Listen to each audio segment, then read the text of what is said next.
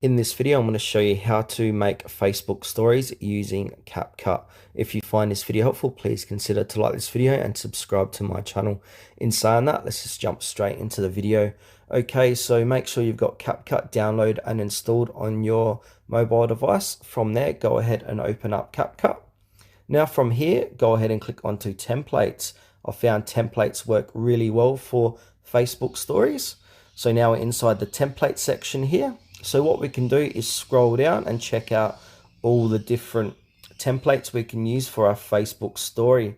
So just choose which one you like to edit. So for example, I want to do the slow motion trend, I can use that one. Or yeah, I could use any one of these velocity trends. We can search for templates at the top, and we can we've got all these different tabs for vlog, marketing, commercial, following for you for TikTok, AI, fitness, lifestyle, etc. And we can also filter by where it says pro. You can filter by number of clips. So say if you want to make a Facebook story with say 5 to 10 images, you'll do say 6 to 10 number of clips. You can choose the duration of those clips for your Facebook story. So if I want to do 15 to 30 seconds, I'm going to click 15 to 30 seconds. And we've got features. If you want to use pro templates, you can click on Pro, and I will leave a link in the description below where you can try CapCut Pro free 7-day trial. And then once you like that, go ahead and click on Apply. And now go and choose your template. So for this one here, I'm going to choose the 10 video or picture template. I'm just going to pause this video.